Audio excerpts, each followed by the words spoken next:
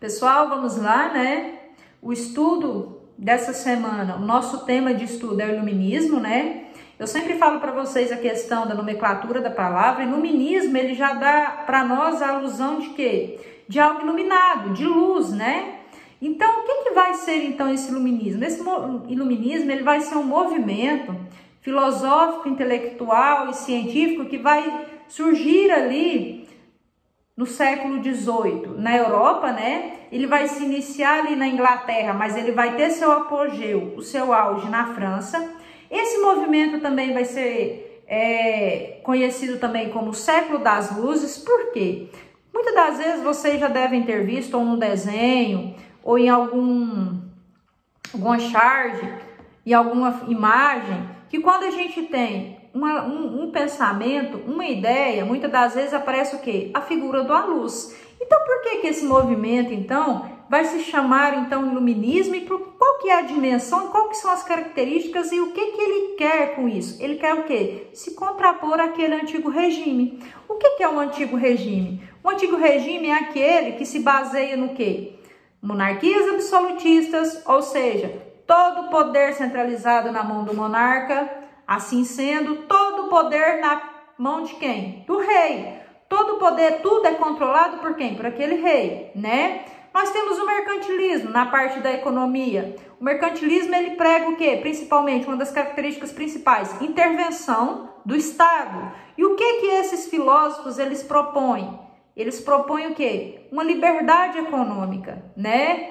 Uma maior liberdade econômica nisso daí, e não a intervenção do Estado, que o Estado não tem essa intervenção.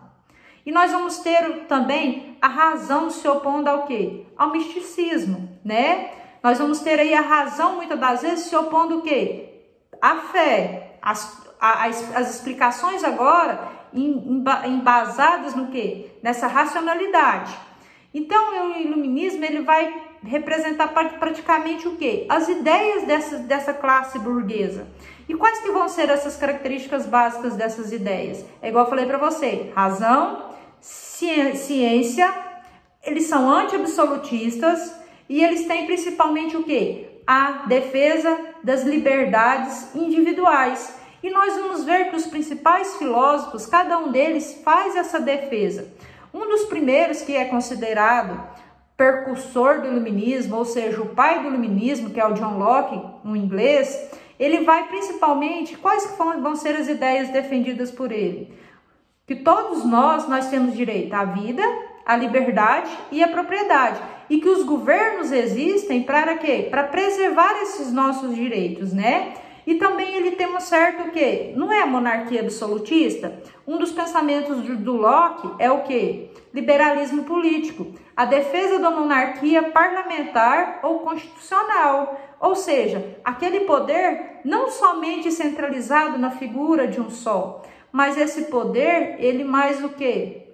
Não só todo o poder na mão daquela pessoa, mas tendo uma certa divisão, né?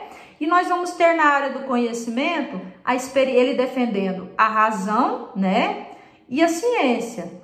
E outro representante também que nós vamos ter aí, muito importante para o iluminismo, é o Adam Smith. O Adam Smith é considerado o quê? O pai da economia. Ele vai ser um dos primeiros a fazer esse estudo sobre o capitalismo. Quais que são as ideias que o Adam Smith defende?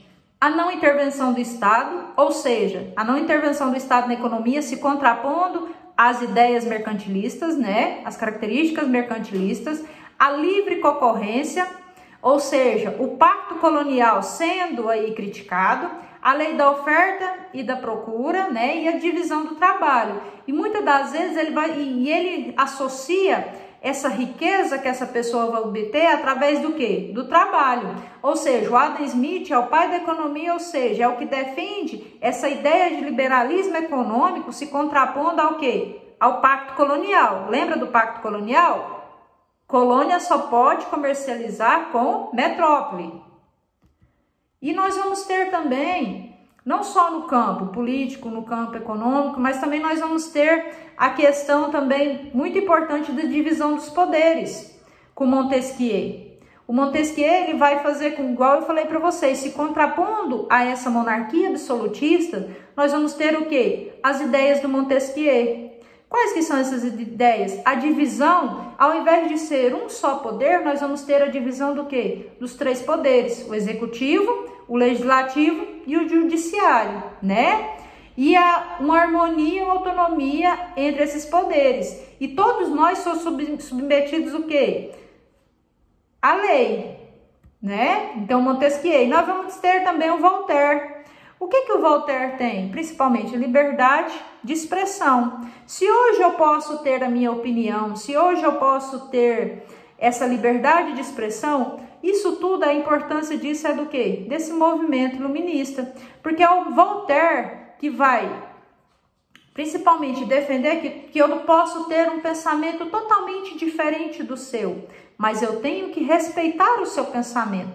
E você, por quê? Porque você tem essa liberdade de expressão. É o Voltaire que vai trazer também essa questão que todos nós somos iguais perante a lei, né?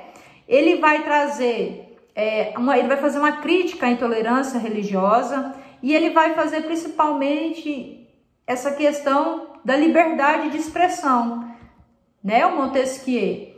E nós vamos ter também todo o conhecimento colocado em uma única enciclopédia pelo Diderot e D'Alembert, né? Nós vamos ter com Rousseau, que é um dos mais importantes influentes desse movimento, que é chamado a democracia, né? Em torno da democracia. E nós vamos ter isso daí. Quais que vão ser a importância desse movimento? Esse movimento ele vai ser muito importante, por quê? Porque é ele que vai influenciar movimentos como a Revolução Francesa, a independência dos Estados Unidos, né? E esse antigo regime ele vai entrar em quê? Em crise. E a base do nosso pensamento contemporâneo, ou seja, esse pensamento que nós temos hoje de sociedade, ele é muito baseado no quê? Nesse pensamento, essa nossa organização política, econômica e social.